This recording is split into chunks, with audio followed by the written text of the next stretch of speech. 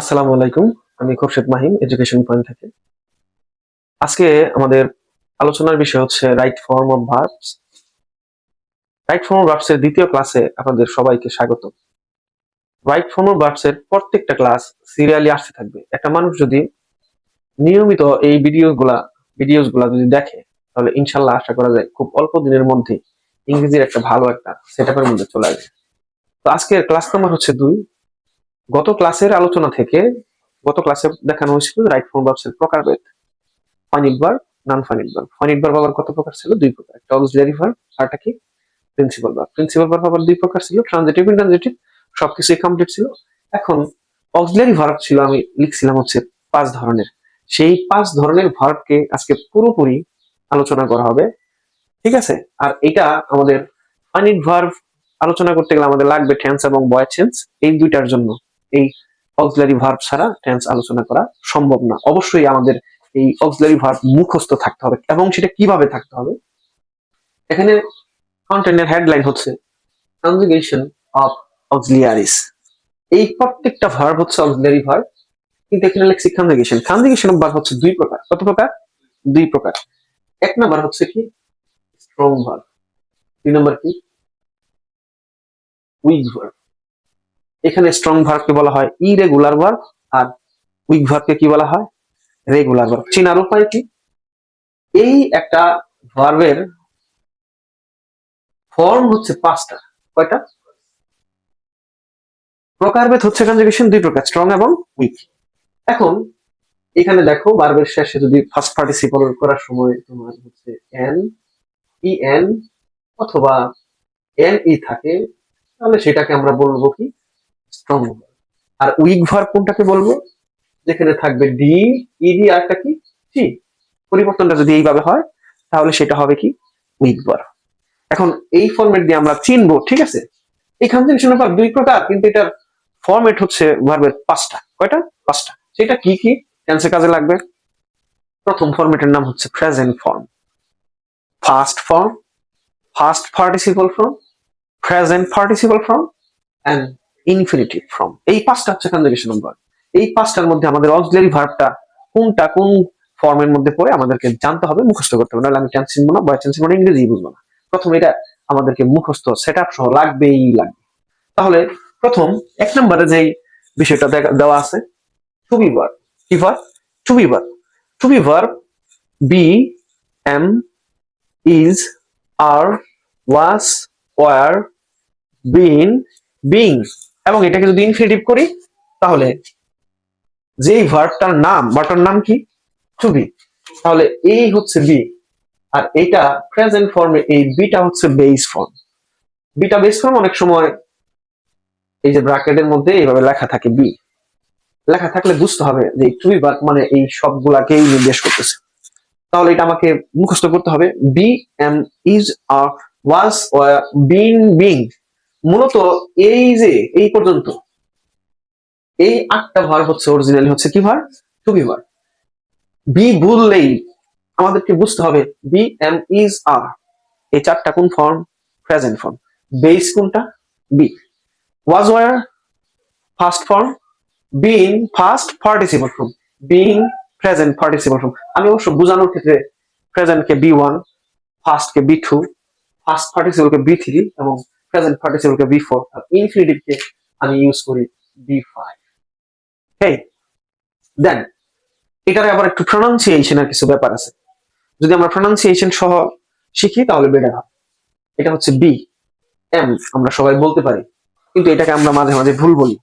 লেখা আছে এস, কিন্তু সাউন্ড হবে জেড এর মতো। ইজ, আর বলি অনেকে না, আর, আরটা রটা এটা কি হয়? সাইলেন্ট থাকবে। ওয়াস না, এখানে বলবো কি? ওয়াস। তাহলে দুইটা নতুন।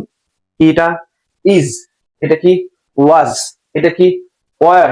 ঠিক এটার মতো সাউন্ড গ্যাপ থাকবে। Were, be, am, is, are, was, were. Repeat with me, be, am, is, are, was, were. এটাতে বি একটা সাউন্ড শব্দ, ইন আর একটা শব্দাংশ, শব্দাংশ দুইটা। বি ইন, বিন লম্বা হবে, বিন, বিন। অনেকে বিন বলে না, বিন বললে এই যে এরকম এই বিনের মতো হবে। কিন্তু এটা কি বিন, লম্বা ই, বিন। আবার এটা কি বি এর সাথে ইং, অনেকে বলে বিং, বিং বলে না, being, being double e, sound একটু বড় হবে। তাহলে be am is are was were been being, to be, infinitive form কি টু বি, মুখস্থ। টু বি বার বি বললেই কয়টা, be am is are was are being being. এরপর হচ্ছে টু ডুবার, টু ডুবার, এটার নাম হচ্ছে টু ডুবার, বেস কি তাহলে ডু, বেসটা কি হবে ডু।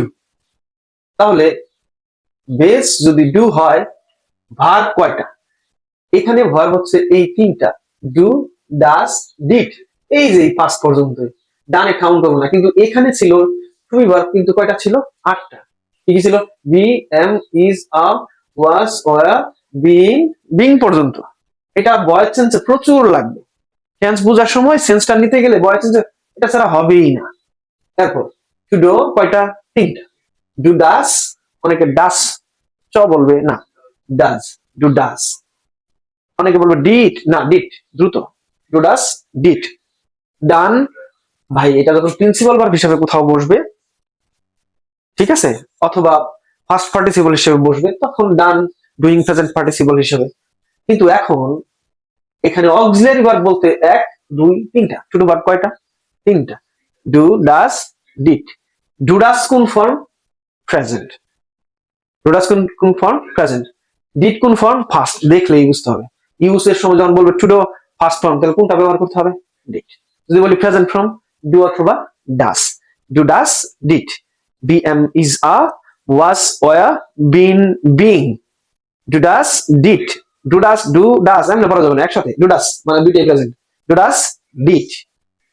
এরপরে ফর্মটা হচ্ছে, হ্যাঁ ভার্বটা হচ্ছে কি টু হ্যাভ ভার্ব, নাম কি টু হ্যাভ, তাহলে বেস কি, হ্যাজ কিন্তু বেস না, হ্যাভ কি base, to have, have has আলাদা পড়বো না একসাথে, একসাথে, have has present, had, has had, মুখস্থ। উপরে সহ বলি, B am is are was were been being, do does did, have has had, কয়টা হইলো, তিনটা। এটা কিন্তু একটু সাউন্ডের ক্ষেত্রে ব্যাপার আছে, অনেকে হ্যাভ বলে দ্রুত, না হ্যাভ, হ্যাজ, এ লম্বা টান হবে, হ্যাড, আই হ্যাভ আ কার, অনেকে বলে আই হ্যাভ আ কার, না আই হ্যাভ আ কার, একটু কি হবে, লং এ সাউন্ড হবে, okay, have, has, had, okay thank you, had, having, to have, same আগের মতো, ফার্স্ট পার্টিসিপল, এটা কি present participle and infinitive. Then modal auxiliaries, modal auxiliaries shall, should, এখানে প্রোনাউন্সিয়েশনের ব্যাপার আছে, এখানে কিসের, এল এর উচ্চারণ হবে না, শাল শুড, শাল শুড, উইল উড, এখানেও কিসের উচ্চারণ হবে না, এল এর উচ্চারণ হবে না, শাল শুড উইল উড, মে না, অনেকে বলে মে না, যেখানে শব্দের শেষে যদি এই ওয়াই থাকে সাউন্ড হবে কিসের মতো, এ এর মতো, তাহলে এম তো হচ্ছে মেই, সাউন্ড কি মেই, কি হবে মেই, এই ওয়াই মানে কি হয়, অনেকে মে বলবে, আই মে গো দেয়ার, না আই মেই গো দেয়ার, মাইট, এই টির সাউন্ডটা শেষে, মাইট, মেই মাইট, মেই মাইট, ইংরেজিতে কিন্তু কোন আই, এই যে অনেকে ক্যান বলে, না এটা হবে can, double a sound, can না দ্রুত না, কেন না,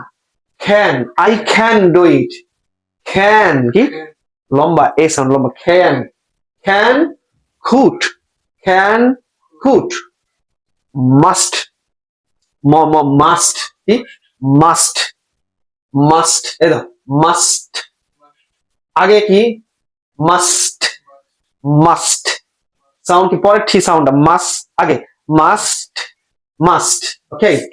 হ্যাড টু, এটা আসলে করেসপন্ডিং ফার্স্ট হচ্ছে কি had to, shall should will would may might can could, must, had to পর আছে, এইটা এখানে আমরা অক্সিলারি কাউন্ট না করলে হবে, তবে কাউন্ট করি 1 2 3 4 5 6 7 8 9, মডেল কয়টা, 9টা।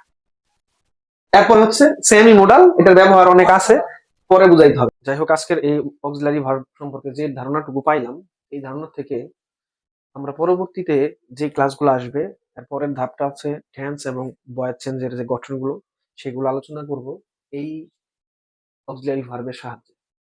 এবং এখানে যে কয়টা ভার্ব আছে, প্রত্যেকটা ভার্বের কোন দিকে অর্থ যায়, কোনটা দিয়ে কখন কি বোঝায়, প্রত্যেকটা হয়তো জোড়ায় জোড়ায় অথবা single, may, might, will, would, shall, should, can, could, যেইভাবে সহজ হয় ভাবে প্রত্যেকটা auxiliary verb, specially modal auxiliary ভার্বের আলোচনা আমি নিয়ে আসবো। তবে এটা আমাদের দিলে সবার একদমই বলার মতো একটা ক্যাপাসিটি তৈরি করতে হবে, স্পেশালি হচ্ছে মডেল অক্সিলারি ভার্বের পর্যন্ত। যেমন be, am, is, are, was, were, been, being, do, does, did, have, has, had, shall, should, will, would, may, might, can, could, must, dare, need. আমাদের এইভাবে মুখস্থ রাখতে হবে এবং বলার চেষ্টা করতে হবে। বারবার বলতে হবে, বারবার বলতে হবে, কোনটা কোন ফর্মে আছে এটা জানতে হবে। যাই হোক, সবাই ভালো থাকবেন, সুস্থ থাকেন, আর আমার ভিডিওর সাথে থাকেন। ইনশাল্লাহ আমি ইংরেজি শিখাইতে পারবোই পারবো, ইনশাআল্লাহ। আসসালামু আলাইকুম।